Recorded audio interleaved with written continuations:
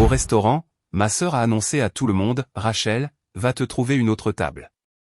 Celle-ci est pour la famille, pas pour les filles adoptées. Ils ont tout ri et approuvé. Puis le serveur a posé une addition de 3270 € devant moi pour leur dîner entier. J'ai souri, pris une gorgée, et payé humblement l'addition. Mais alors, j'ai entendu une voix. Juste un moment, s'il vous plaît. Va te trouver une autre table. Celle-ci est pour la famille, pas pour les filles adoptées. La voix de ma sœur Victoria a résonné dans l'élégante salle à manger de Belmont, l'un des restaurants les plus exclusifs de Seattle. Des éclats de rire ont fusé autour de la table, mes parents, mon frère Kenneth et le mari de Victoria se joignant à la fête comme si c'était la blague la plus drôle qu'ils aient jamais entendue. Je suis resté là, tenant ma pochette, le visage brûlant d'humiliation alors que les autres clients se tournaient pour me dévisager. Les lustres scintillaient au-dessus de nos têtes, jetant une lumière chaude sur les nappes blanches et les verres en cristal, mais je me sentais glacé à l'intérieur. Je m'appelle Rachel et j'ai 27 ans. Je vis avec cette famille depuis 22 ans, depuis qu'ils m'ont adopté à l'âge de 5 ans. 22 ans à me faire rappeler que je n'étais pas à ma place, que j'étais différente, que j'étais inférieure. La seule personne qui m'ait jamais fait sentir que je comptais était grand-mère Dorothy, la mère de ma mère adoptive, qui était assise au bout de la table avec une étrange expression sur le visage. « Victoria, ça suffit », ai-je dit doucement, essayant de conserver une certaine dignité. « Oh, ne sois pas si sensible », intervint ma mère, Patricia, en agitant sa main manucurée d'un air dédaigneux. « On ne fait que plaisanter. Tu sais comment est Victoria. » Je savais exactement comment était Victoria. À 32 ans, elle avait perfectionné l'art de me faire sentir petite tout en maintenant la façade de l'unité familiale.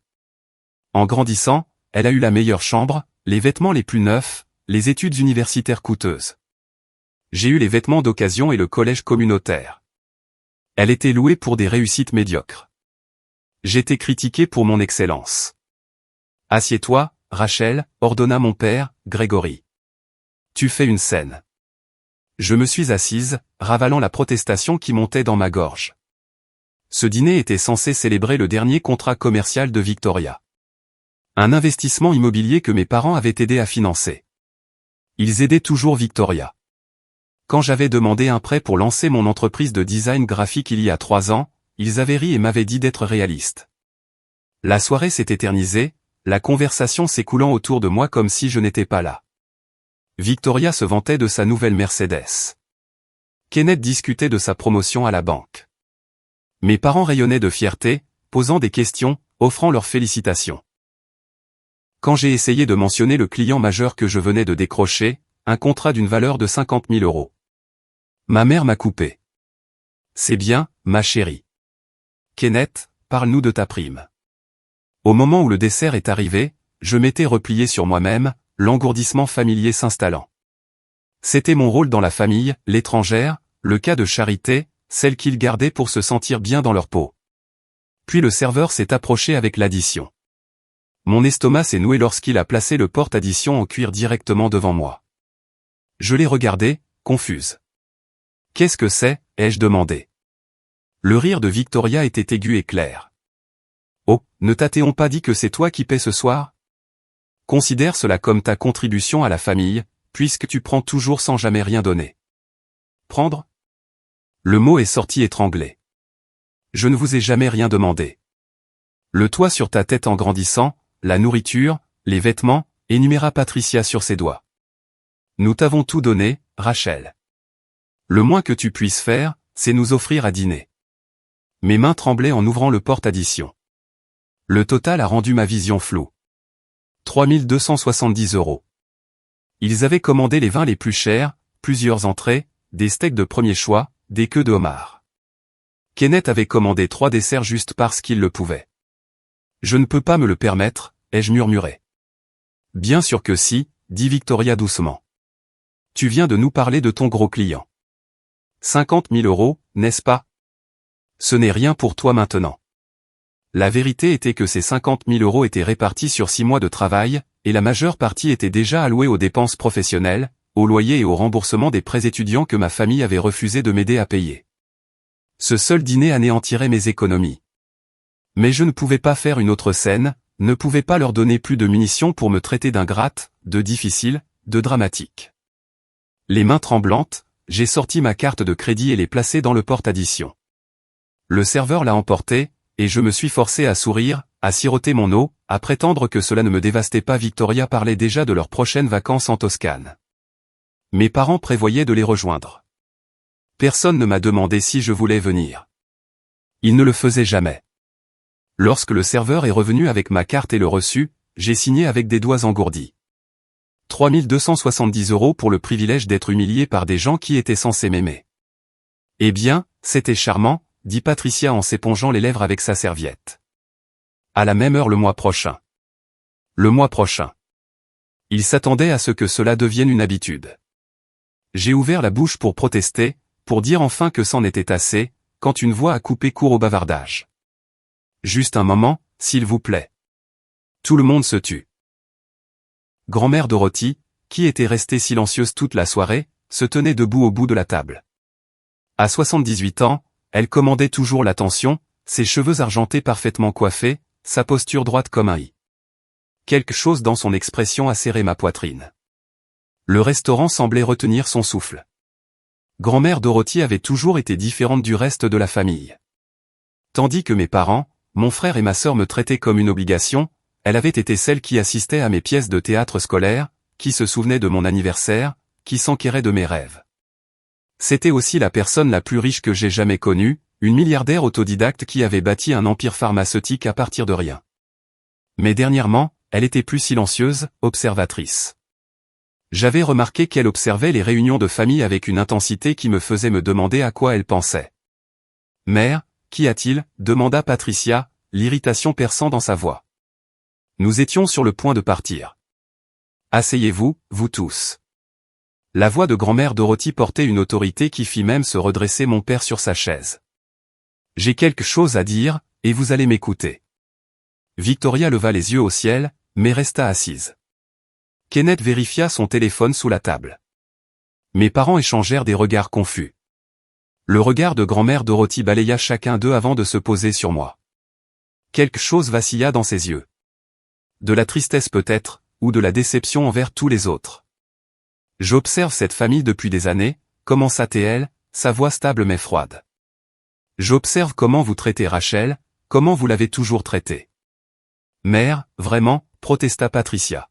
« Ce n'est pas le moment. »« Tais-toi. » L'ordre fut si sec que ma mère obéit.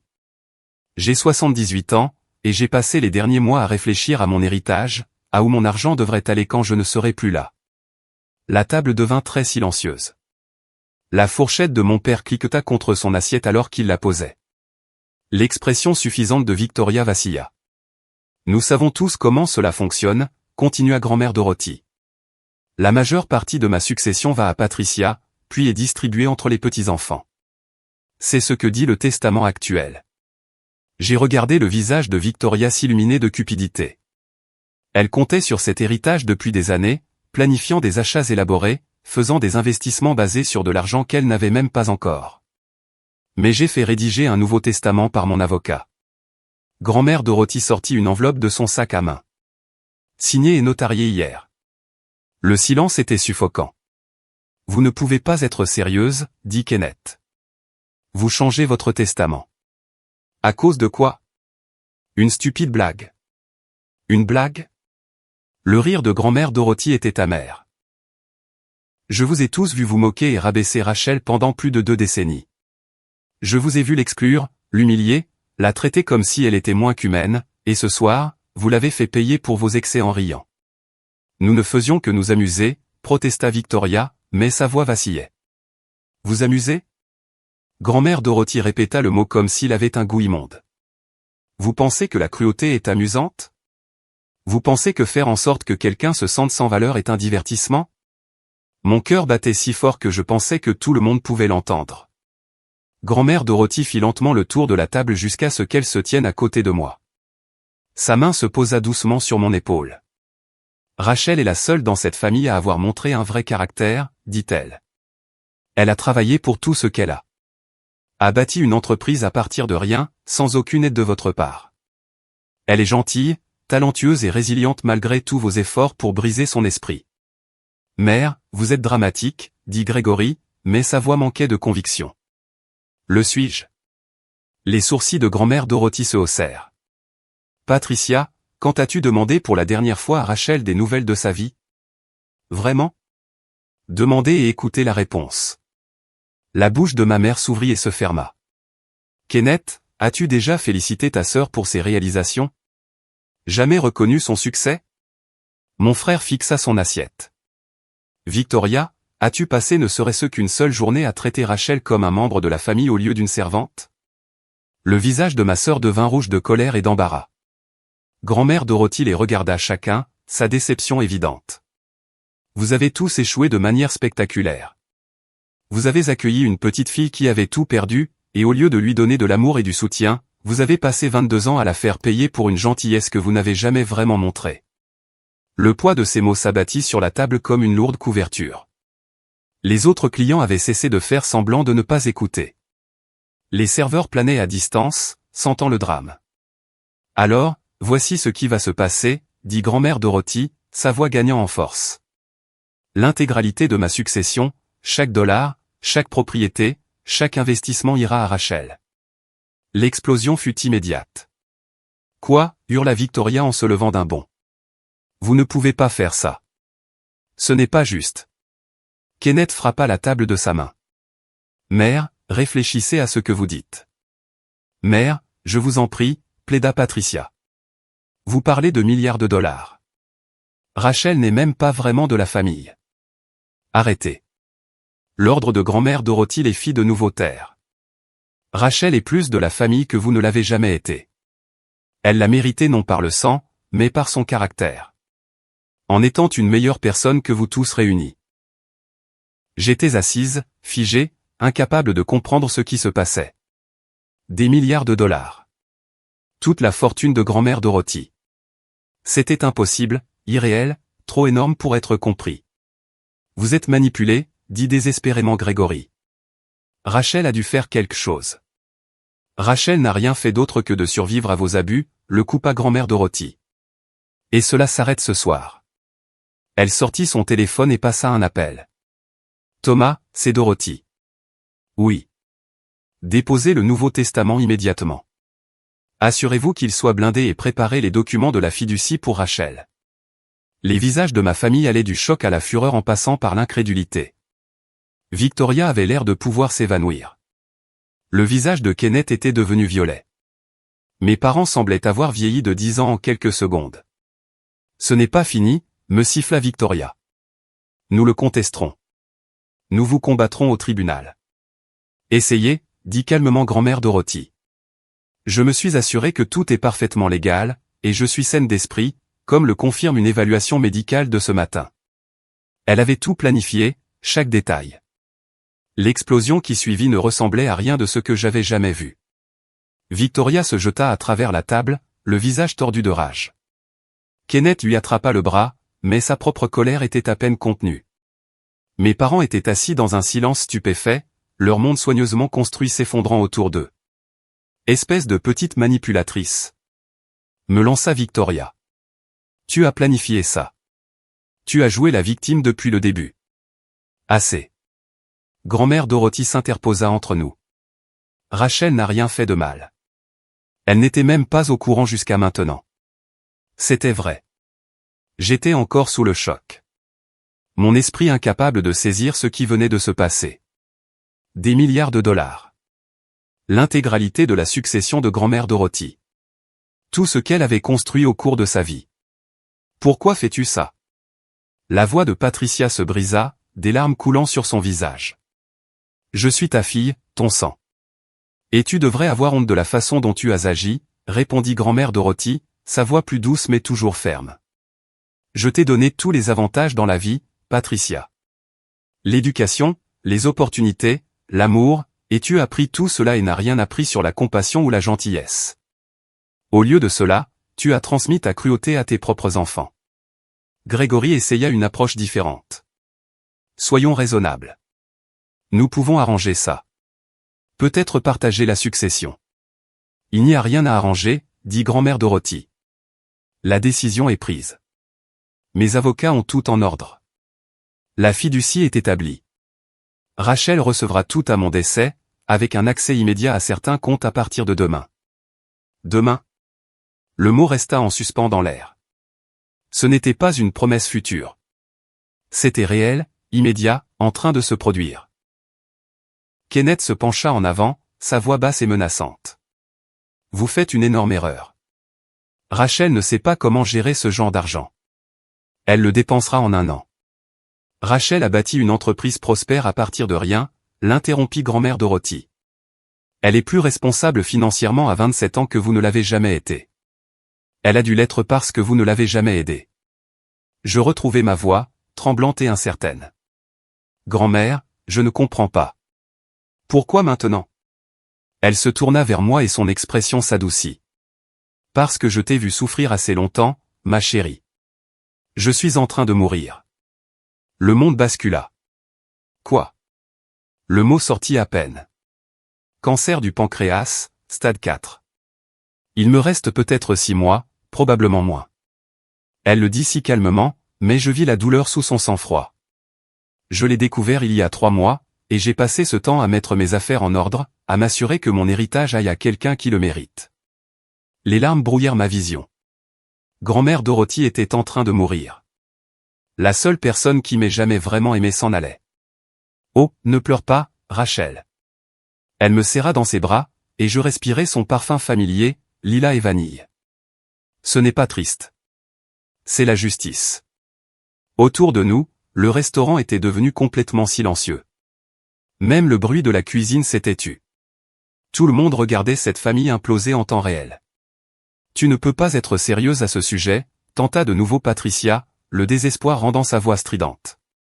Mère, s'il te plaît, pense à tes petits-enfants. Pense à l'héritage familial.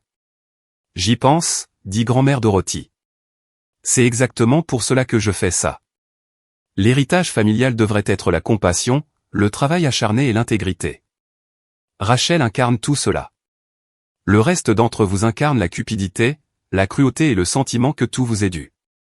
Les mains de Victoria tremblaient. Nous allons poursuivre. Nous prouverons que vous n'êtes pas saine d'esprit. Bonne chance avec ça. Le sourire de grand-mère Dorothy était acéré. J'ai des évaluations médicales, des expertises psychologiques et des témoignages de dizaines de témoins sur la façon dont vous avez traité Rachel au fil des ans. Mon avocat documente tout depuis des mois. Elle avait planifié cela avec soin, méthodiquement, me protégeant alors même que son propre temps s'épuisait. Je veux rentrer à la maison, murmurai-je. Bien sûr. Grand-mère Dorothy garda son bras autour de moi. Thomas est dehors avec la voiture. Il nous ramènera toutes les deux chez moi. Nous avons beaucoup de choses à nous dire. Alors que nous nous tournions pour partir, Kenneth nous bloqua le passage. Ce n'est pas juste. Elle ne fait même pas vraiment partie de nous. Bouge. La voix de grand-mère Dorothy était glaciale. Ou je demanderai à la sécurité de te faire sortir. Il s'écarta, mais la haine dans ses yeux me fit tressaillir. Nous traversâmes le restaurant en silence, tous les regards nous suivant. L'air frais de Seattle me frappa le visage en sortant, et je l'inspirai à plein poumon, essayant de me calmer. Une élégante voiture noire attendait au bord du trottoir. Thomas, le chauffeur de grand-mère Dorothy depuis 30 ans, ouvrit la portière avec un sourire entendu. Mademoiselle Rachel, bienvenue. Thomas c'est tout, dit grand-mère Dorothy alors que nous nous glissions sur la banquette arrière. Il m'aide à planifier cela depuis des semaines. La voiture s'éloigna du restaurant, laissant ma famille, mon ancienne famille, debout sur le trottoir, sous le choc. À travers la lunette arrière, je vis Victoria crier quelque chose, son visage tordu de rage. Kenneth était au téléphone, appelant probablement un avocat. Mes parents se tenaient ensemble, l'air perdu et brisé. J'aurais dû ressentir quelque chose, de la culpabilité peut-être, ou de la peur, mais tout ce que je ressentais était un épuisement engourdi mêlé à un étrange sentiment de liberté. Tu es vraiment en train de mourir, demandai-je à grand-mère Dorothy, ma voix faible. Oui. Elle prit ma main, sa peau fine comme du papier, mais sa poigne étonnamment forte. Mais je n'ai pas peur. J'ai vécu une vie bien remplie, Rachel. J'ai bâti un empire, élevé une famille, laissé ma marque. Maintenant, je peux m'assurer que tout ce pourquoi j'ai travaillé va à quelqu'un de digne. Je ne sais pas si je peux faire ça, admis-je. Je ne sais pas comment être riche. Je ne sais pas comment diriger tes entreprises. Tu apprendras, dit-elle avec confiance. Tu es intelligente, travailleuse, et tu as un bon instinct. Et tu auras une excellente équipe pour te guider. Je m'en suis assuré. Les lumières de la ville défilaient floues derrière la fenêtre alors que nous nous dirigions vers son domaine de Madison Park. Qu'est-ce qui se passe maintenant? Maintenant? Grand-mère Dorothy serra ma main. Maintenant, nous te préparons à ta nouvelle vie, et nous nous assurons que ta famille ne puisse plus jamais te faire de mal. Le lendemain matin, je me suis réveillé dans l'une des chambres d'amis de grand-mère Dorothy, momentanément désorienté par les draps de soie et la vue sur le lac Washington à travers les baies vitrées. Puis les souvenirs sont revenus en force. Le restaurant, l'addition, l'annonce, tout. Mon téléphone n'arrêtait pas de vibrer depuis que je l'avais rallumé. 43 appels manqués de Victoria, 27 de ma mère, 16 de Kenneth, des dizaines de SMS allant de la supplication à la menace. J'ai fait défiler les messages avec un étrange détachement. Tu es égoïste. Pense à la famille. Patricia. Je te détruirai au tribunal. Tu ne verras pas un centime. Victoria. Nous devons parler. Cela peut encore être arrangé. Grégory. Grand-mère n'a clairement pas toute sa tête. Aide-nous à la faire évaluer. Kenneth. J'ai posé le téléphone et me suis dirigé vers la fenêtre. Le domaine de grand-mère Dorothy s'étendait sur 3 acres de terrain de premier choix à Seattle. Le soleil du matin scintillait sur le lac. Des voiliers parsemaient déjà l'eau. C'était à moi maintenant, ou le serait bientôt. Un léger coup à la porte interrompit mes pensées. Mademoiselle Rachel, le petit déjeuner est prêt, et Mademoiselle Dorothy aimerait vous voir dans le bureau. J'ai trouvé grand-mère Dorothy assise derrière un énorme bureau en acajou, l'air étonnamment énergique, malgré la révélation d'hier sur sa santé. Thomas se tenait à proximité, et un homme distingué dans un costume coûteux était assis en face d'elle. Rachel, voici Walter, mon avocat, dit grand-mère Dorothy. Nous devons passer en revue certaines choses. Walter se leva, me serrant la main avec une poignée ferme. Mademoiselle Rachel, c'est un plaisir. Votre grand-mère a parlé en très bons termes de vous. Je me suis assise, me sentant comme dans un rêve. Walter ouvrit un portefeuille en cuir et commença à expliquer les détails de la fiducie, des entreprises, des investissements. Des chiffres qui semblaient impossibles dansaient devant mes yeux. 3 milliards d'actifs liquides, 5 milliards de biens immobiliers et d'investissements. Des participations dans des sociétés pharmaceutiques, des projets immobiliers, des start-up technologiques. Les comptes à accès immédiat sont activés aujourd'hui, expliqua Walter. 5 millions d'euros pour votre usage personnel pendant que la fiducie est finalisée. Votre grand-mère voulait s'assurer que vous ayez des ressources tout de suite. 5 millions d'euros pour un usage immédiat. Je me sentis prise de vertige. Il y a plus, dit grand-mère Dorothy, les yeux vifs. Ta famille essaiera de contester cela. Ils invoqueront l'influence indue, la capacité diminuée, tout ce à quoi ils peuvent penser. Nous devons être préparés.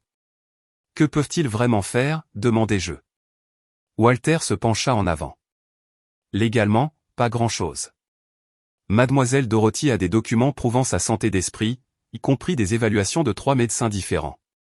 Le testament est blindé. Cependant, ils peuvent rendre le processus difficile, le faire traîner au tribunal, créer une publicité négative. Laissez-les essayer, dit fermement grand-mère Dorothy. Je documente leur traitement de Rachel depuis des années.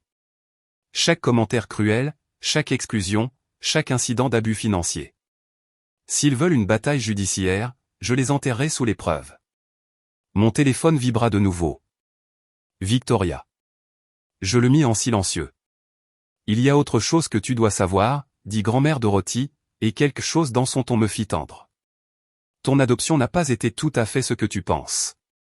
La pièce sembla basculer. Que veux-tu dire? Elle sortit un dossier de son tiroir de bureau et le fit glisser vers moi. Quand Patricia et Grégory t'ont adopté, ils ont reçu une somme d'argent substantielle. 750 000 euros, pour être exact. C'était censé couvrir tes soins, ton éducation, tout ce dont tu aurais besoin en grandissant. Je regardais les documents dans le dossier. Des relevés bancaires, des registres de transfert. Ils avaient pris de l'argent pour m'adopter.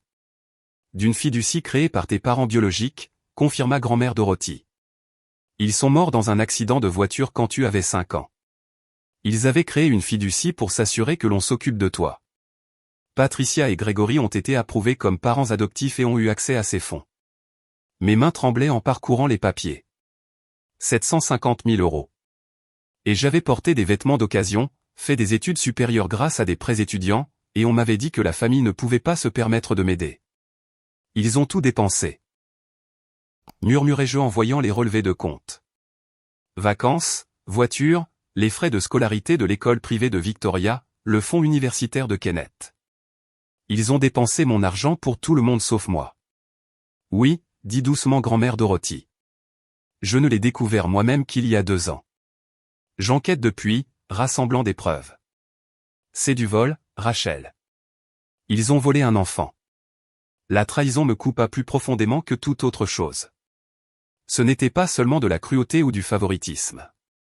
Ils avaient profité de ma perte, pris l'argent destiné à mes soins et l'avaient utilisé pour gâter leurs enfants biologiques tout en me traitant comme un fardeau. Pourquoi ne me l'as-tu pas dit plus tôt, demandai-je. Parce que je devais être sûr. J'avais besoin que toute la documentation soit parfaite et légale. Et parce que, elle s'arrêta, paraissant soudain plus âgée, parce que je savais qu'une fois que tu aurais appris la vérité, il n'y aurait pas de retour en arrière possible. Ta relation avec eux, aussi toxique soit-elle, serait complètement terminée. Elle avait raison. Toute petite partie de moi qui avait espéré une réconciliation, qui s'était demandé si j'étais peut-être trop sensible ou ingrate, est morte à ce moment-là. Ils n'avaient pas seulement été cruels. Ils avaient été des criminels. Que dois-je faire? Je me sentais perdu, dépassé. Tu me laisses gérer ça, dit grand-mère Dorothy. Walter a déjà intenté une action civile contre Patricia et Grégory pour détournement de fonds fiduciaires. Avec les intérêts sur 22 ans, ils te doivent environ 2,3 millions d'euros. Mon téléphone explosa de nouveaux d'appels. Cette fois, c'était mon père. Réponds, dit grand-mère Dorothy. Mets-le sur haut-parleur. Écoutons ce qu'il a à dire. Les mains tremblantes, j'acceptai l'appel. Rachel. La voix de Grégory était désespérée. Rachel, s'il te plaît, nous devons parler. Ta grand-mère n'a pas toute sa tête. Elle me semble parfaitement lucide, dis-je, ma voix plus stable que je ne le pensais. C'est insensé. Tu ne peux pas penser que tu mérites toute sa fortune. Tu as été avec nous pendant 22 ans, et soudain tu te retournes contre nous dès qu'il y a de l'argent en jeu, dès qu'il y a de l'argent en jeu, répétai-je. Tu veux dire comme les 750 000 € que vous avez pris pour m'adopter? L'argent que vous avez dépensé pour tout le monde sauf moi. Silence. Puis, je ne sais pas quel mensonge elle t'a raconté. Les relevés bancaires ne mentent pas, papa. Le mot avait un goût amer. Walter a toute la documentation. Tu m'as volé. Vous m'avez tous les deux volé. La voix de Patricia se fit entendre au téléphone, stridente de panique. Cet argent était pour t'élever, pour te loger, te nourrir. Vous m'avez donné des vêtements d'occasion et m'avez fait payer mes études supérieures, dis-je. Pendant ce temps, Victoria avait des vêtements de marque et une bourse complète pour une université privée. Kenneth a eu une nouvelle voiture à 16 ans. Je n'ai rien eu. Tu es ingrate, essaya Grégory. Nous t'avons donné un foyer. Vous m'avez donné une prison, dis-je. Les mots me semblaient puissants, libérateurs. Vous m'avez fait sentir sans valeur chaque jour, et vous l'avez fait en dépensant de l'argent qui m'était destiné. Nous combattrons cela, menaça Patricia. Nous vous traînerons en justice. Je vous en prie, intervint grand-mère Dorothy. J'adorerais vous voir expliquer les registres financiers à un juge. Expliquez comment vous avez pris l'argent destiné à une enfant de 5 ans en deuil et l'avez dépensé pour des vacances de luxe. L'appel se termina brusquement. Ils avaient raccroché, probablement pour appeler leur propre avocat. Je sentis la main de Walter sur mon épaule. Mademoiselle Rachel, je sais que c'est accablant, mais vous devez comprendre. Vous avez toutes les cartes en main. Ils n'ont aucun fondement juridique pour s'opposer. Ils essaieront quand même, dis-je. Bien sûr qu'ils le feront, acquiesça grand-mère Dorothy. Mais ils perdront. Et quand ils perdront, vous n'aurez plus jamais à les revoir. 3 jours plus tard, l'histoire a fait les gros titres des médias. D'une manière ou d'une autre, et je soupçonnais Victoria d'être derrière tout ça, les détails du changement de testament de grand-mère Dorothy avaient fuité dans la presse. Une milliardaire déshérite sa famille pour sa petite-fille adoptive, criaient les manchettes. Mon téléphone n'arrêtait pas de sonner, des journalistes voulant des déclarations. J'avais emménagé temporairement dans la propriété de grand-mère Dorothy, incapable d'affronter mon appartement, dont ma famille connaissait l'adresse. Thomas avait récupéré mes affaires, et je vivais dans une étrange bulle de luxe et de chaos. La réaction du public était partagée. Certains louaient grand-mère Dorothy pour avoir récompensé le caractère plutôt que le sang. D'autres me traitaient de croqueuse de diamants manipulatrice qui avait séduit une femme âgée pour sa fortune. Les sections de commentaires étaient brutales. Elle a dû coucher avec l'avocat de la vieille femme ou quelque chose comme ça. Alerte à la croqueuse de diamants. Cette fille savait exactement ce qu'elle faisait. Bien joué Dorothy. La famille n'est pas le sang. C'est la façon dont on traite les gens. Cette fille adoptive va dilapider des milliards en un an. Regardez bien. J'ai essayé de l'ignorer, mais les mots s'insinuaient sous ma peau. Avais-je eu tort d'accepter cela? Aurais-je dû refuser le cadeau de grand-mère Dorothy? Arrête de lire ça, dit grand-mère Dorothy, me trouvant penché sur mon ordinateur portable dans la bibliothèque.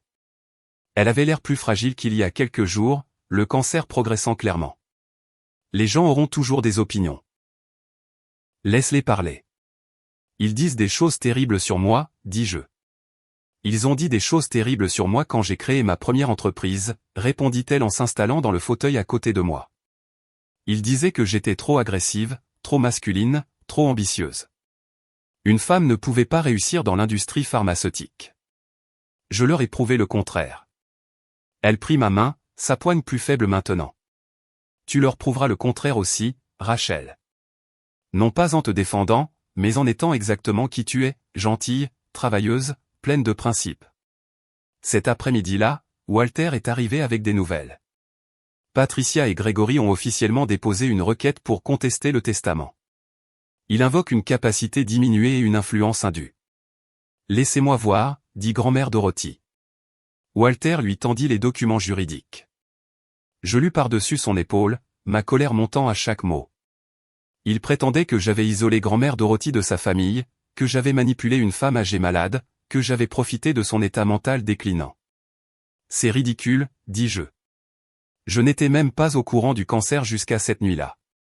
Nous avons des preuves du contraire, m'assura Walter, y compris des témoignages du personnel médical, d'amis, d'associés. Il s'accroche à des brindilles. Mais quelque chose dans l'expression de Walter me rendit nerveuse. Que ne me dites-vous pas? Il échangea un regard avec grand-mère Dorothy. Victoria a engagé un détective privé. Ils fouillent dans votre passé, cherchant tout ce qu'ils peuvent utiliser contre vous. Mon estomac se noie. Il n'y a rien à trouver.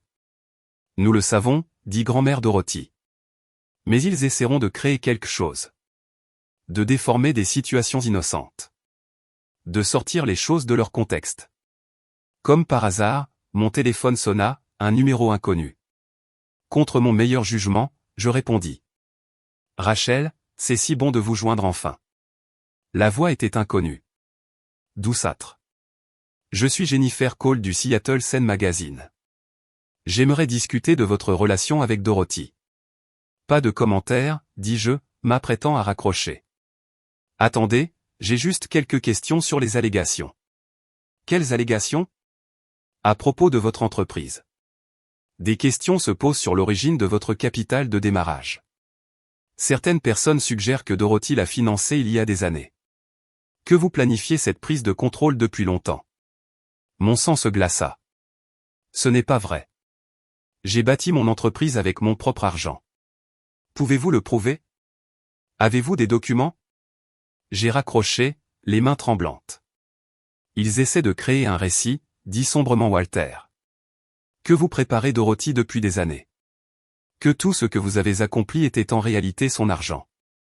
Mais ce n'était pas le cas. J'ai des documents de prêt, des registres d'entreprise. Nous le savons, apaisa grand-mère Dorothy. Et nous le prouverons. Mais Rachel, tu dois te préparer. Ça va empirer avant de s'améliorer. Elle avait raison. Le soir, les réseaux sociaux étaient inondés de théories. Des comptes anonymes, probablement ma famille, propageaient des rumeurs selon lesquelles j'avais échoué au collège communautaire. J'avais obtenu mon diplôme avec mention. Que mon entreprise était en faillite. Elle était florissante. Que j'avais eu de multiples liaisons avec des hommes riches plus âgés. J'avais à peine eu de rendez-vous depuis des années. La rumeur la plus cruelle était que j'avais d'une manière ou d'une autre causé la mort de mes parents biologiques pour accéder à leur fonds en fiducie. J'avais 5 ans quand ils sont morts, mais les faits n'importaient pas au troll d'Internet. J'ai fermé mon ordinateur portable, me sentant malade. Mademoiselle Rachel. Thomas apparut à la porte de la bibliothèque. Il y a des journalistes à la porte. Un certain nombre d'entre eux. Je me suis dirigé vers la fenêtre donnant sur l'avant de la propriété. Des camionnettes de presse bordaient la rue. Des caméras pointaient sur la maison. Ma vie privée était désormais un spectacle public. C'est ce qu'ils veulent, dis-je doucement. Ils veulent que je craque, que je fasse quelque chose qui me fasse mal paraître. Alors ne leur donne pas cette satisfaction, dit grand-mère Dorothy. Elle avait l'air épuisée, mais ses yeux étaient toujours féroces. Nous combattons cela de la bonne manière, avec la vérité, avec des preuves, avec dignité. Cette nuit-là, je n'ai pas pu dormir. Je n'arrêtais pas de me remémorer des moments de mon enfance. Patricia me disant que j'avais de la chance qu'il m'ait recueilli. Victoria riant quand je n'ai pas été invité à sa fête d'anniversaire. Kenneth me poussant dans la piscine lors d'une réunion de famille pendant que tout le monde riait. Chaque moment d'exclusion, chaque cruauté désinvolte, tout menait à ce moment. Vers 2 heures du matin, mon téléphone a vibré avec un SMS d'un numéro inconnu. Tu vas le regretter. Nous te détruirons. Victoria me menaçant depuis un téléphone prépayé. J'en ai fait une capture d'écran et l'ai envoyée à Walter. Une preuve. Grand-mère Dorothy m'avait bien appris. Le lendemain matin apporta un nouveau développement. Kenneth se présenta à la propriété, ayant réussi d'une manière ou d'une autre à passer la sécurité. Je l'ai trouvé dans le hall en train de se disputer avec Thomas. Je dois voir Rachel, disait-il. S'il vous plaît, c'est important. C'est bon, Thomas, dis-je, bien que mon cœur s'emballe. Je vais lui parler. Kenneth avait l'air terrible, mal rasé, ses vêtements froissés, des cernes sous les yeux. Rien à voir avec le banquier soigné avec qui j'avais grandi. Rachel, s'il te plaît, dit-il. Nous devons arranger ça. La famille est en train de s'effondrer. La famille s'est effondrée il y a longtemps, dis-je. Tu le remarques juste maintenant parce qu'il y a de l'argent en jeu, ce n'est pas juste. Je sais que nous n'avons pas toujours été. Je sais que nous aurions pu être meilleurs avec toi, mais ça? Il fit un geste en direction de la propriété. Nous couper complètement les ponts. C'est trop loin. Trop loin. Ma voix s'éleva malgré ma tentative de rester calme. Kenneth, tu m'as poussé dans une piscine quand j'avais 12 ans et j'ai failli me noyer parce que je ne savais pas nager. Personne ne m'a appris parce que les leçons de natation étaient pour la vraie famille. Victoria a dit à tout le monde à l'école que j'étais adopté parce que mes vrais parents ne voulaient pas de moi. Maman a oublié mon anniversaire 3 ans de suite. Papa m'a dit que je devrais être reconnaissante pour les restes. Et vous avez tous dépensé 750 000 € qui m'étaient destinés pendant que je travaillais 3 emplois pour payer le collège communautaire. Le visage de Kenneth devint blanc. Je n'étais pas au courant de cet argent. Je te jure. Tu n'étais pas au courant parce que tu n'as jamais demandé. Aucun d'entre vous n'a jamais posé de questions sur moi, sur ma vie, sur si j'allais bien. Les mots se déversèrent. Des années de douleur trouvant enfin une voie. Tu veux arranger la famille? Il n'y a rien à arranger. Elle était brisée depuis le début. Rachel, s'il te plaît. Sors. Ma voix était stable maintenant, froide. Sors de cette maison et ne reviens pas, tu fais une erreur, dit Kenneth. Mais il n'y avait aucune conviction dans sa voix. Quand grand-mère sera partie, tu n'auras personne. Je n'avais déjà personne, dis-je. Au moins maintenant, j'aurai les moyens de me construire une vraie vie. Thomas raccompagna Kenneth à l'extérieur. À travers la fenêtre, je regardais mon frère marcher vers sa voiture, les épaules affaissées. Pendant un instant, juste un instant, je ressentis une pointe de quelque chose.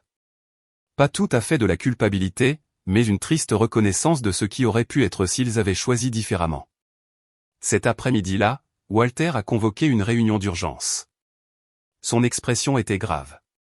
L'équipe juridique de Victoria a trouvé quelque chose, dit-il. Ou plutôt, ils prétendent avoir trouvé quelque chose. Ils allèguent que vous avez falsifié des documents liés à votre entreprise, en particulier des contrats avec des clients. Ils essaient de vous dépeindre comme une personne malhonnête, capable de manipuler Dorothy. C'est insensé, dis-je. Tous mes contrats sont légitimes. Nous le savons, mais ils déposent une requête pour retarder la procédure de succession en attendant une enquête. C'est une tactique dilatoire, mais ça pourrait marcher. La main de grand-mère Dorothy claqua sur le bureau, nous surprenant tous les deux. Malgré sa fragilité, la colère lui donnait de la force. Absolument pas, Walter, déposez une requête d'urgence pour accélérer la procédure. Je veux que ce soit réglé avant. Elle n'a pas terminé sa phrase. Avant sa mort. Dorothy, vous devriez vous reposer, commença Walter. Je me reposerai quand ce sera fini, claqua-t-elle. Ma petite fille est attaquée par des vautours déguisés en famille. Nous mettons fin à cela maintenant. Walter hocha la tête et sortit son téléphone, s'éloignant pour passer des appels.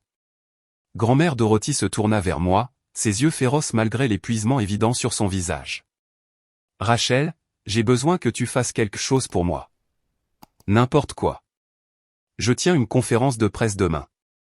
Je vais dire la vérité. Toute la vérité. Sur l'argent volé, les abus, tout. Mais j'ai besoin que tu sois là avec moi. Le monde a besoin de te voir, de t'entendre directement. La terreur m'a saisi. Je ne peux pas. Je vais dire quelque chose de travers. Je vais? Tu seras parfaite, dit-elle fermement. Parce que tu diras la vérité. C'est tout ce que tu as besoin de faire. Cette nuit-là, j'ai à peine dormi de nouveau. Je n'arrêtais pas de répéter ce que je pourrais dire, puis de l'abandonner. Comment résumer 22 ans de douleur en quelques minutes? Comment faire comprendre à des étrangers? La conférence de presse était prévue à 14 heures au bureau du centre-ville de grand-mère Dorothy.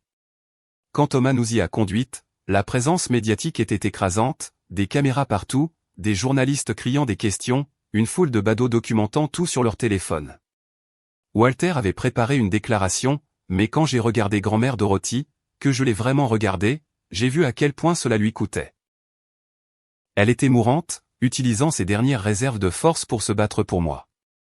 La salle de conférence était bondée, les caméras tournaient, les lumières vives, l'air épais d'anticipation. Grand-mère Dorothy était assise à côté de moi à une longue table, Walter de son autre côté. Elle avait l'air petite mais incassable.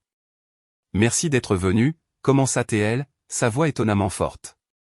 Je suis ici pour répondre aux rumeurs et aux allégations entourant mon testament et ma petite fille Rachel.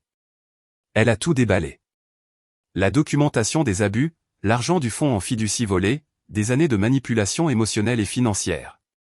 Elle a montré des relevés bancaires, des évaluations médicales prouvant sa santé d'esprit.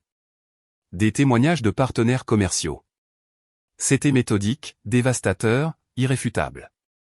Certains ont suggéré que Rachel m'a manipulé, dit grand-mère Dorothy, son regard balayant la pièce. La vérité est le contraire. Ma famille biologique l'a manipulé. Ils ont pris une enfant de 5 ans en deuil et l'ont utilisée comme punching ball pour leurs propres insuffisances. Ils l'ont volée, rabaissée et lui ont fait sentir qu'elle ne valait rien. Malgré tout cela, Rachel s'est construit une vie, une entreprise prospère. Elle est devenue gentille, compatissante, travailleuse, tout ce qu'ils ne sont pas, puis elle fit un geste vers moi. Rachel aimerait dire quelques mots. Ma bouche est devenue sèche. Tous les yeux de la pièce étaient sur moi. Je pouvais voir le jugement, la curiosité, le scepticisme. Je me suis éclairci la gorge. Je ne sais pas quoi dire que ma grand-mère n'ait pas déjà dit. Je n'ai jamais voulu cette attention. Je n'ai jamais voulu être riche ou célèbre ou impliqué dans des batailles juridiques. Ma voix se raffermit alors que je continuais. Je voulais juste une famille qui m'aime. Je voulais des parents qui se soucient de savoir si j'allais bien, des frères et sœurs qui célèbrent mes succès au lieu de s'en moquer. Je voulais appartenir à quelque part. J'ai regardé directement les caméras. Je sais que certains d'entre vous pensent que je suis une croqueuse de diamants, que j'ai manipulé une femme mourante pour de l'argent, mais je n'étais même pas au courant de l'héritage jusqu'à cette nuit au restaurant. Je ne savais pas que ma grand-mère était malade. Je n'étais pas au courant de l'argent du fonds en fiducie volé. Tout ce que je savais, c'est qu'une fois de plus, ma famille m'humiliait et exigeait que je paie pour ce privilège. Les larmes menaçaient, mais j'ai continué. Ma grand-mère me donne sa fortune parce qu'elle croit en qui je suis, pas parce que je l'ai demandé. Et je vais honorer cette confiance en étant exactement celle qu'elle voit. Quelqu'un qui construit des choses, aide les gens et refuse d'être cruel simplement parce que c'est plus facile. Les questions sont venues rapidement et furieusement après cela. Des journalistes criaient, des appareils photo flashaient. Mais Walter les a gérés avec expertise, et grand-mère Dorothy était assise à côté de moi, sa main trouvant la mienne sous la table. Alors que nous terminions, Victoria a fait irruption par les portes. La sécurité a tenté de l'arrêter, mais elle criait déjà. Tout ça, c'est des mensonges. Elle vous a tous lavé le cerveau. Le maquillage de Victoria était maculé. Sa robe de créateur, froissée. Elle avait l'air déséquilibrée. C'est moi la vraie victime ici. Cette morveuse adoptée a volé mon héritage. Les caméras se sont tournées vers elle, capturant chaque seconde de sa crise de nerfs. Madame Victoria a appelé un journaliste. Qu'en est-il des allégations selon lesquelles vos parents ont volé l'argent du fonds en fiducie destiné à Rachel? Cet argent était à nous. Nous l'avons gagné en élevant cette ingrate. Vous avez gagné 750 000 € pour avoir traité un enfant comme un déchet, a demandé un autre journaliste. Victoria a réalisé son erreur trop tard. Les caméras avaient tout enregistré. Son aveu, sa rage, son absence totale de remords. Faites-la sortir d'ici, a dit Walter à la sécurité. Alors que Victoria était escortée, continuant de crier des menaces, j'ai regardé les journalistes taper frénétiquement sur leur téléphone. Le récit venait de changer. Victoria leur avait donné le méchant dont ils avaient besoin, et ce n'était pas moi. Grand-mère Dorothy a serré ma main. Eh bien, dit-elle doucement. Je ne pense pas que nous aurions pu mieux planifier cela si nous avions essayé. Malgré tout, j'ai presque souri. Victoria s'était détruite, et elle l'avait fait devant les caméras, pour que le monde entier le voie. La vidéo de la crise de nerfs de Victoria est devenue virale en quelques heures. Le soir, elle avait été vue plus de 10 millions de fois. Les chaînes d'information la diffusaient en boucle, disséquant chaque mot, chaque expression déséquilibrée. Les réseaux sociaux ont explosé de commentaires. A-t-elle vraiment admis qu'ils avaient pris de l'argent pour élever un enfant adopté? Cette famille est toxique. Rachel mérite tout. Victoria vient de détruire sa propre affaire en moins de 60 secondes. Brillant. Ce regard sur son visage quand elle a réalisé ce qu'elle avait dit. Inestimable. L'opinion publique a basculé du jour au lendemain. Ce qui avait été une conversation partagée est devenu un raz-de-marée de soutien pour moi et de condamnation pour ma famille. Des mèmes se sont répandus. Des vidéos de commentaires ont analysé la situation. Des experts juridiques ont donné leur avis, tous convenant que l'aveu de Victoria avait essentiellement torpillé toute chance de contester le testament. J'ai regardé tout cela depuis le bureau de grand-mère Dorothy, encore en train de digérer. Walter était assis en face de moi, l'air satisfait. Leur affaire judiciaire vient de s'effondrer, a-t-il dit. L'aveu de Victoria qu'ils ont gagné l'argent du fonds en fiducie en vous élevant est essentiellement un aveu de détournement de fonds, combiné à la documentation que nous avons déjà. Ils n'ont aucune base légale. Que se passe-t-il maintenant, ai-je demandé. Maintenant, leurs avocats essaieront de limiter les dégâts, mais il est trop tard. L'audience est dans 3 jours. Je serais surpris que le juge ne statue pas immédiatement en notre faveur. Il a fait une pause. Il y a aussi l'aspect pénal. Le bureau du procureur a pris contact. Ils envisagent des accusations de fraude contre Patricia et Gregory. Des accusations pénales. Mes parents pourraient aller en prison. Grand-mère Dorothy est entrée dans le bureau, se déplaçant lentement avec le soutien de Thomas.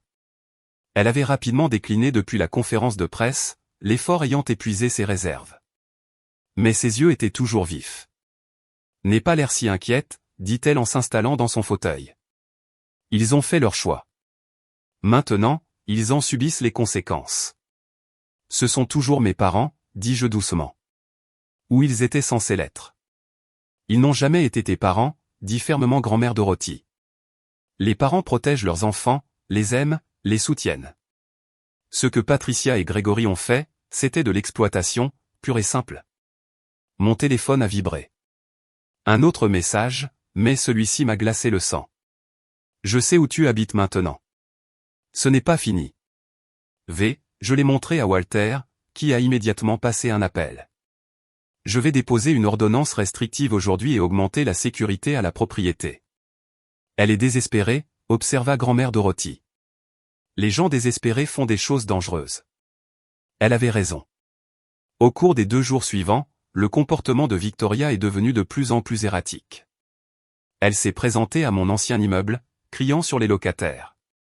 Elle a publié de longs discours incohérents sur les réseaux sociaux, chacun plus déséquilibré que le précédent. Elle prétendait que j'avais utilisé la sorcellerie pour manipuler grand-mère Dorothy, que je faisais partie d'un complot, qu'elle était la vraie victime de maltraitance envers les personnes âgées. Chaque publication n'a fait qu'empirer les choses pour elle. Le public l'a regardée s'autodétruire en temps réel, et toute sympathie qui aurait pu exister s'est évaporée. Kenneth a essayé une approche différente. Il a participé à une émission de nouvelles locales, se présentant comme le juste milieu raisonnable. « Écoutez, je pense qu'il y a eu des erreurs des 2 côtés », a-t-il dit sérieusement à la caméra. Oui, peut-être que nous n'avons pas été aussi accueillants envers Rachel que nous aurions dû l'être, mais couper complètement les ponts avec toute la famille pour des désaccords d'enfance, cela semble extrême. L'intervieweur n'a pas mordu à l'hameçon. Monsieur Kenneth, êtes-vous conscient que vos parents ont reçu les 3/4 d'un million de dollars destinés aux soins de Rachel, qu'ils auraient dépensés pour votre éducation et celle de votre sœur?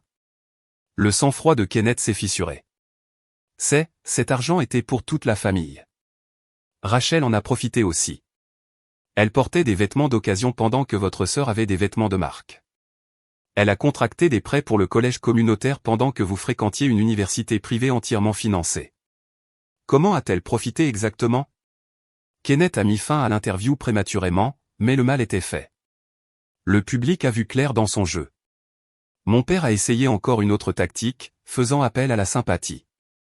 Il a donné une interview en larmes sur la façon dont il m'avait aimé comme une fille, comment cela lui brisait le cœur, comment les familles devraient se pardonner. Nous avons fait des erreurs, a dit Grégory, la voix brisée. Quel parent n'en a pas fait? Mais être complètement coupé, être accusé de vol, ça nous détruit. Patricia peut à peine sortir du lit. Le mariage de Kenneth en souffre. Victoria fait une dépression nerveuse. Tout ça parce que nous n'étions pas parfaits. L'intervieweur, le même qui a démantelé Kenneth, n'a montré aucune pitié. Monsieur Grégory, vous décrivez ce que vous avez fait comme n'étant pas parfait. Mais les enquêteurs ont documenté des années d'abus émotionnels, d'exploitation financière et d'exclusion systématique de Rachel des activités familiales. Cela va au-delà de l'imperfection. Ce n'est pas de la maltraitance. C'est juste la dynamique familiale. Chaque famille a ses problèmes. Chaque famille ne vole pas les 3/4 d'un million de dollars à un enfant. Mon père est parti aussi. Mais l'approche de ma mère était la plus calculée. Patricia a engagé une agence de relations publiques et a donné une interview soigneusement préparée à un journaliste sympathique. Elle portait une robe simple, un maquillage minimal, se positionnait dans une lumière douce. Elle a pleuré au bon moment. J'ai aimé Rachel dès le moment où nous l'avons ramenée à la maison, a dit Patricia en s'épongeant les yeux. C'était cette belle petite fille brisée qui avait tout perdu. Je voulais lui donner une famille, un foyer, de l'amour. Oui, nous étions plus stricts avec elle qu'avec nos enfants biologiques. C'était peut-être une erreur, mais nous essayions de la préparer à un monde difficile. Nous savions qu'elle serait confrontée à des défis en tant qu'enfant adopté, et nous voulions qu'elle soit forte. Le journaliste a tout gobé. Et l'argent, cet argent était destiné à ses soins, et c'est à cela que nous l'avons utilisé. Logement, nourriture, services publics. Élever un enfant coûte cher. Peut-être aurions-nous dû documenter chaque dépense, mais nous étions une famille, pas une entreprise. Elle a regardé directement dans la caméra. Rachel, si tu regardes, s'il te plaît, sache que je t'aime. Je t'ai toujours aimé. Pouvons-nous s'il te plaît parler sans avocat, sans les médias, juste de mère à fille? J'ai regardé l'interview avec grand-mère Dorothy et Walter. Quand elle s'est terminée, je me suis senti malade.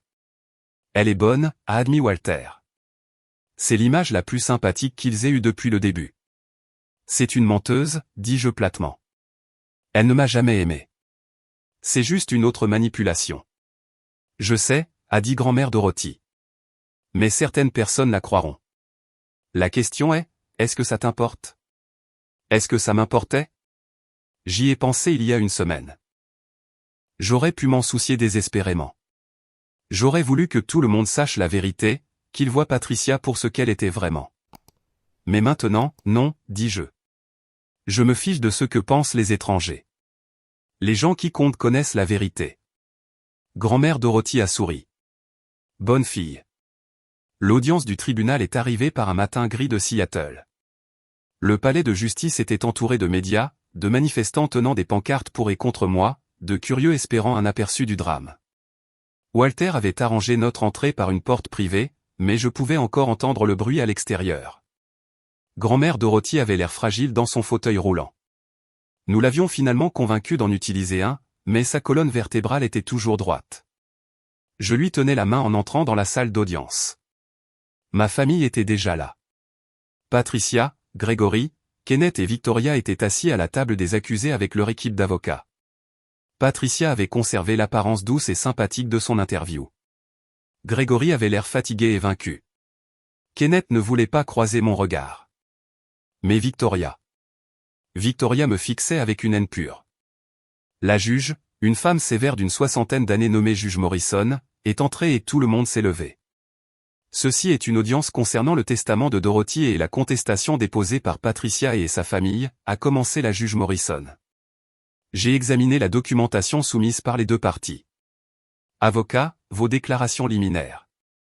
L'avocat de la famille a commencé, un homme habile nommé Robert, qui a soutenu que grand-mère Dorothy avait été indûment influencée, que sa maladie avait altéré son jugement, que le testament devait être annulé en faveur de la version précédente. Puis Walter s'est levé. Il n'a pas argumenté ni plaidé. Il a simplement présenté des faits. Des relevés bancaires montrant l'argent du fonds en fiducie volé. Des évaluations médicales de 3 médecins différents confirmant la santé d'esprit de grand-mère Dorothy. Des témoignages de partenaires commerciaux sur son acuité mentale. La documentation des abus que j'avais subis. Des photos, des enregistrements, des déclarations de témoins. Et enfin, la confession vidéo virale de Victoria. Votre honneur, a conclu Walter, ce n'est pas un cas d'influence indue.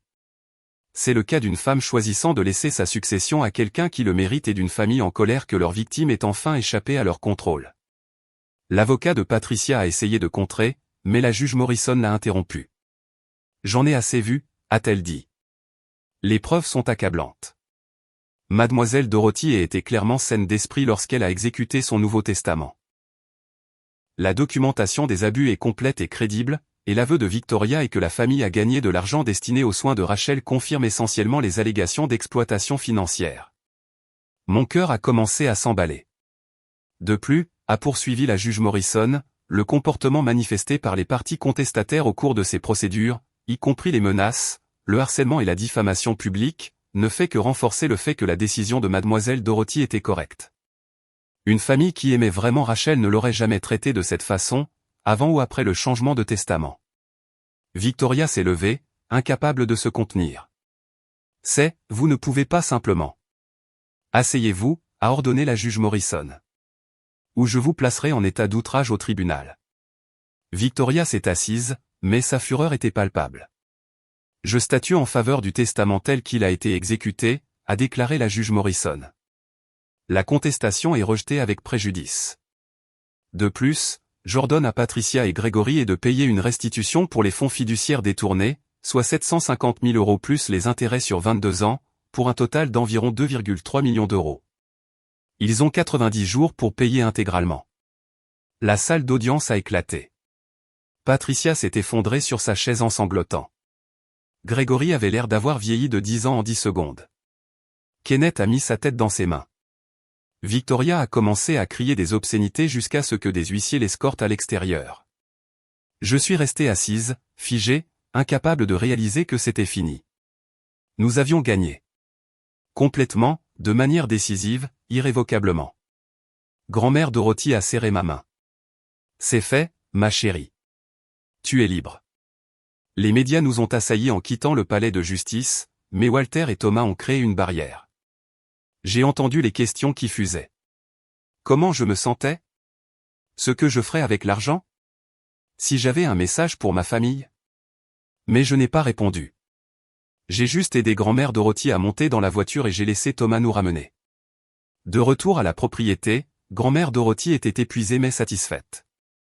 Je peux mourir heureuse maintenant, dit-elle, et les mots me frappèrent comme un coup physique. Ne dis pas ça, murmurai-je. S'il te plaît. Oh, Rachel. Elle me prit le visage entre ses mains fines. Je n'ai pas peur. J'ai vu la justice être rendue. Je sais que ma fortune sera utilisée pour le bien. C'est plus que ce que la plupart des gens obtiennent. Au cours des 3 semaines suivantes, j'ai vu grand-mère Dorothy s'éteindre. Elle glissait entre la conscience et l'inconscience. Parfois lucide, parfois perdue dans ses souvenirs. Je suis resté à ses côtés, lui tenant la main, lui parlant de mes projets pour la fondation. Je voulais créer quelque chose pour aider les enfants adoptés qui étaient victimes de maltraitance ou d'exploitation. C'est parfait, murmura-t-elle lors d'un de ces moments de lucidité. Aider les autres comme toi à briser le cycle. Je le ferai, promis-je. Je te rendrai fier. Tu l'as déjà fait. Son sourire était paisible. Tu leur as survécu, Rachel. Tu es resté gentil quand ils étaient cruels. Tu as travaillé dur quand ils ont essayé de te briser. Tu es tout ce que j'espérais que tu sois. Elle est morte un mardi matin, alors que je lui tenais la main et que le soleil entrait par la fenêtre. Ses derniers mots furent « Merci d'avoir été ma vraie famille ». Je suis resté longtemps avec elle après, pleurant la femme qui m'avait sauvé, qui m'avait aimé, qui m'avait donné un avenir, la seule grand-mère que j'ai jamais vraiment eue.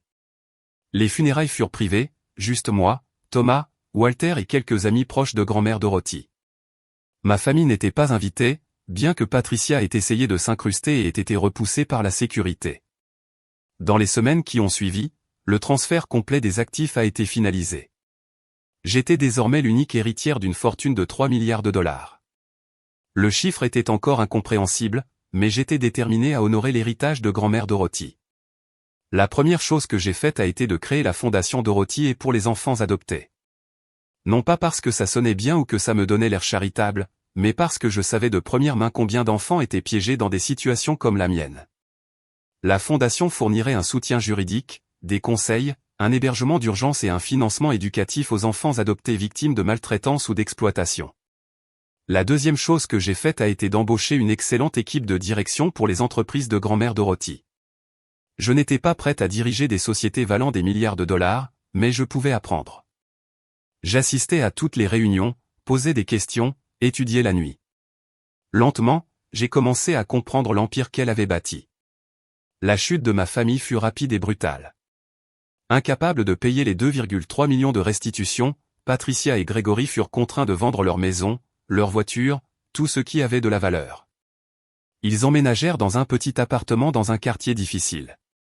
Ironique, considérant qu'ils avaient toujours méprisé les gens qu'ils jugeaient inférieurs. Gregory fut accusé de fraude pour le vol du fonds en fiducie et condamné à 3 ans de prison. Patricia reçut 2 ans.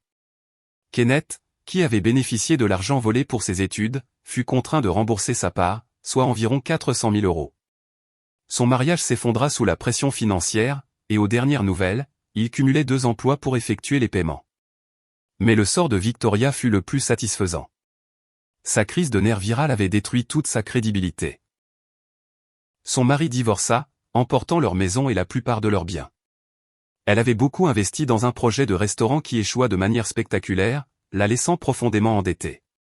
Le détective privé qu'elle avait engagé pour trouver des informations compromettantes sur moi la poursuivait maintenant pour des honoraires impayés.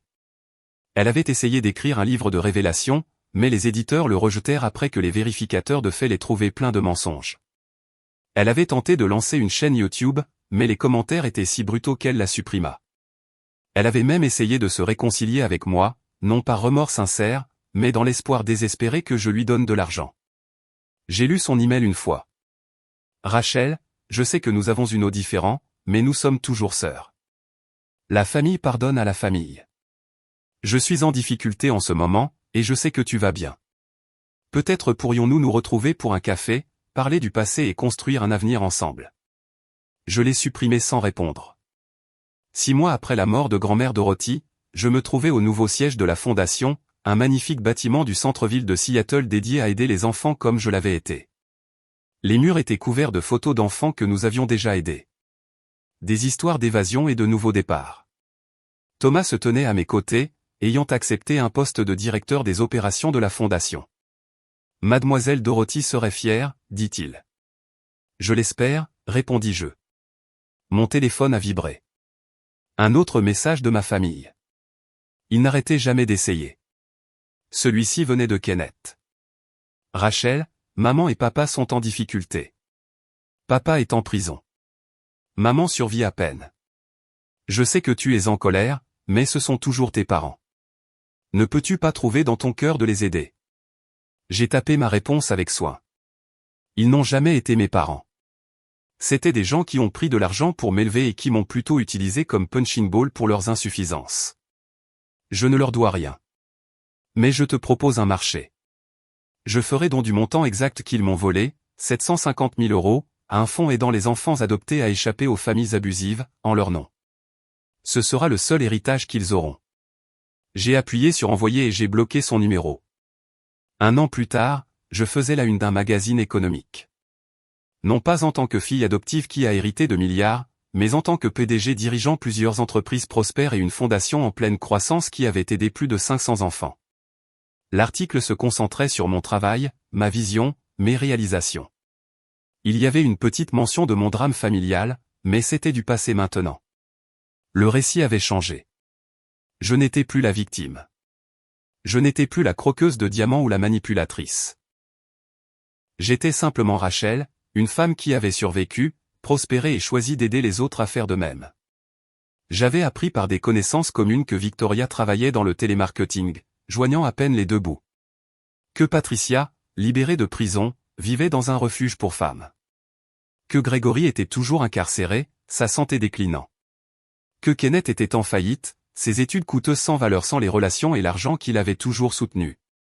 Une partie de moi, celle qui se souvenait d'être une petite fille blessée, ressentit une pointe de quelque chose. Pas tout à fait de la satisfaction, pas tout à fait de la pitié, juste la reconnaissance que les actions ont des conséquences, que la cruauté finit par revenir.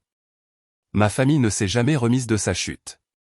Les tentatives de Victoria pour reconstruire sa vie ont échoué à plusieurs reprises, chaque entreprise s'effondrant sous le poids de sa réputation et de ses mauvaises décisions. Patricia et Grégory ont vécu le reste de leurs années dans la pauvreté et l'isolement, leurs enfants biologiques trop absorbés par leur propre lutte pour les aider. La fierté de Kenneth ne lui a jamais permis d'accepter des emplois qu'il jugeait indignes de lui, le maintenant perpétuellement au bord de la ruine financière. Ils avaient construit leur vie sur des fondations de cruauté et de sentiments que tout leur était dû. Et quand ces fondations se sont effondrées, il ne leur restait plus rien sur quoi se tenir. Quant à moi, j'ai construit quelque chose de durable à partir des cendres de ce passé douloureux. Chaque enfant sauvé par la fondation, chaque vie changée, chaque cycle de violence brisé. C'était mon véritable héritage de grand-mère Dorothy. Pas l'argent, mais la compréhension que parfois, la meilleure vengeance n'est pas la destruction, mais de devenir tout ce qu'ils disaient que vous ne pouviez pas être. Et de les regarder se détruire pendant que vous êtes occupé à construire quelque chose de beau. C'était simplement la justice qui suivait son cours naturel.